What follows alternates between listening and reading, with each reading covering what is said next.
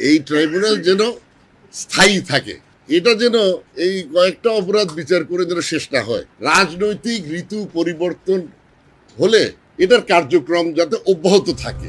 রাগ, অভিমান কিংবা মস্করার ছলেই হোক না কেন, আন্তর্জাতিক ট্রাইব্যুনালে বিচার কাজ চলাকালে আত্মপক্ষ সমর্থন করে এমন মন্তব্যই করেছিলেন বিএনপির প্রভাবশালী নেতা সালাউদ্দিন কাদের চৌধুরী।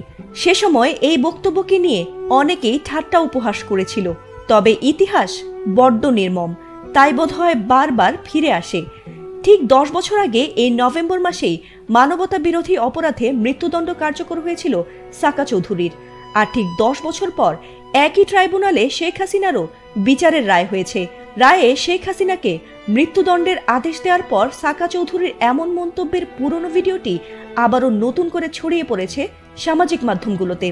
এই ট্রাইব্যুনাল যেন স্থায়ী থাকে, এটা যেন এই কয়েকটা অপরাধ বিচার করে যেন শেষ না হয়। এক সময় যেটিকে রসিকতা বলা হয়েছিল, আজ সেটিকেই ঐতিহাসিক ভবিষ্যৎবাণী হিসেবে উল্লেখ করছেন অনেকেই। 2010 সালের 25শে মার্চ মানবতা বিরোধী অপরাধের বিচার করার জন্য আন্তর্জাতিক অপরাধ ট্রাইব্যুনাল গঠন করে তৎকালীন আওয়ামী লীগ সরকার। ট্রাইব্যুনাল গঠনে প্রধানমন্ত্রী হিসেবে শেখ হাসিনার ভূমিকা ছিল প্রত্যক্ষ। তদন্ত সংস্থা, আইনজীবী প্যানেল, বিচার কাঠামো সবকিছুই তৈরি করা হয়েছিল তার সরকারের উদ্যোগে। কিন্তু 15 বছর পরে সেই ট্রাইব্যুনালই তার জীবনের সবচেয়ে বড় রাজনৈতিক ও আইনি চ্যালেঞ্জের মঞ্চ হয়ে দাঁড়িয়েছে।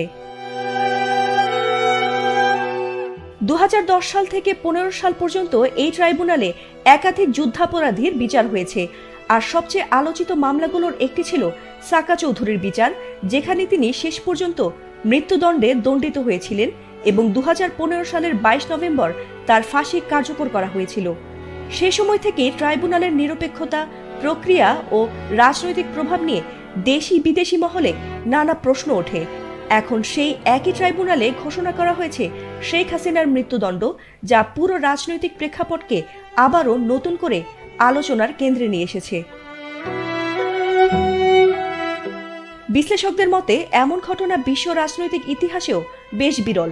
তবে এটির সাদৃশ্য পাওয়া যায় 1793 সালের ফরাসি বিপ্লবে, যেখানে বিপ্লবী ট্রাইব্যুনালের অন্যতম রচয়িতা জর্জ দত নিজেই পরে ওই একই আদালতে বিচারের মুখোমুখি হয়ে মৃত্যুদণ্ড পেয়েছিলেন। এমন উদাহরণ ইতিহাসকে নতুনভাবে ভাবতে বাধ্য করে।